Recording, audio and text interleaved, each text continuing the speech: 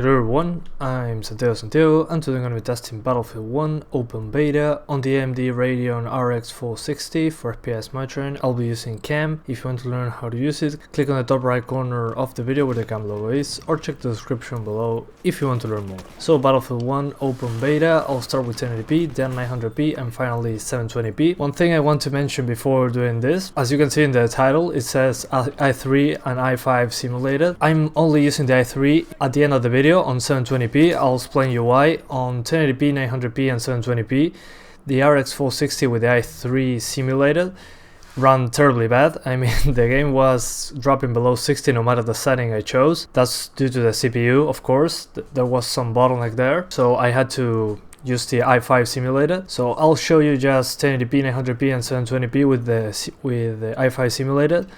And at the end of the video, you can find at 720p how it runs on an i3, on a simulated i3.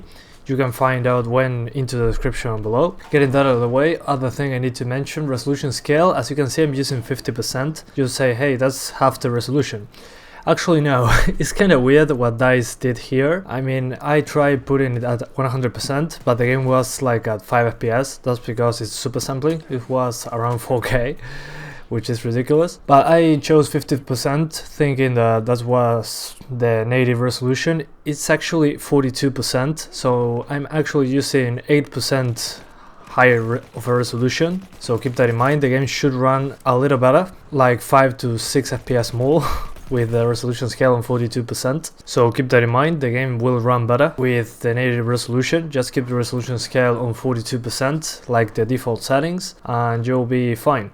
But the game actually runs pretty well. I mean, on 1080p, 900p, and 720p, I can stay pretty close to 60. On 1080p, sometimes it drops below 60. That's because there's a lot of explosions or something of the sort happening all at once.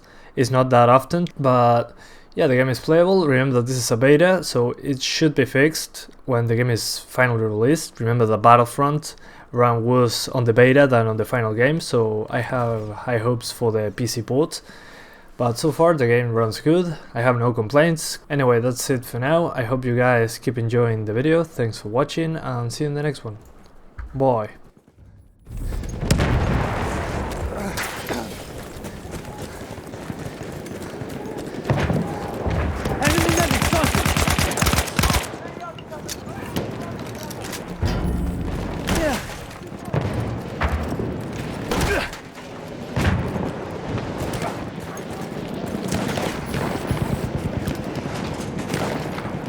Enemy machine gun over there!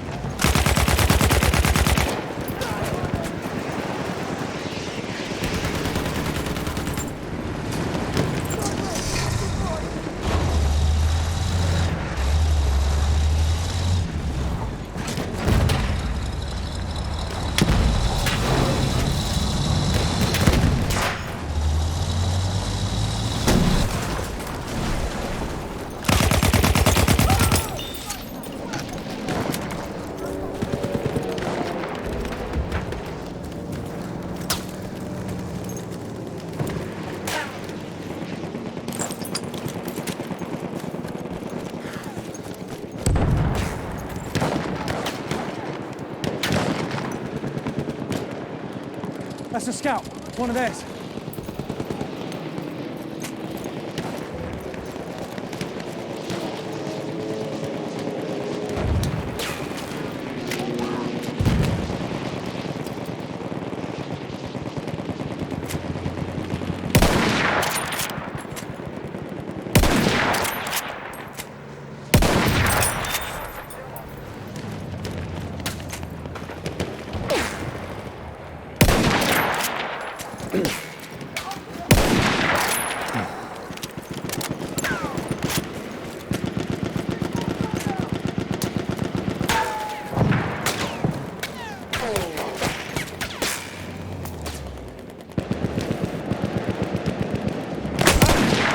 We have lost objective butter.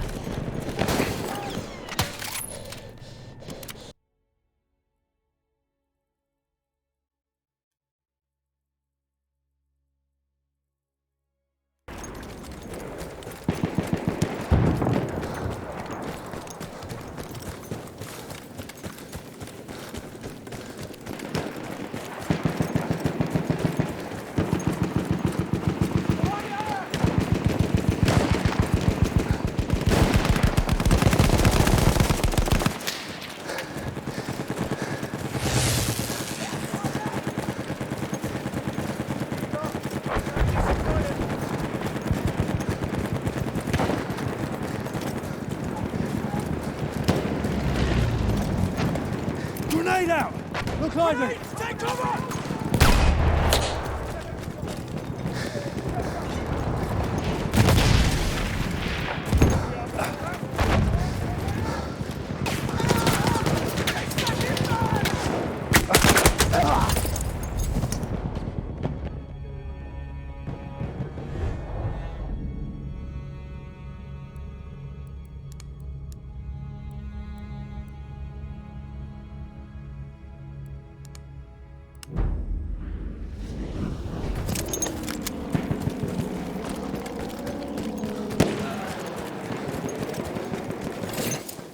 We have taken objective Duff.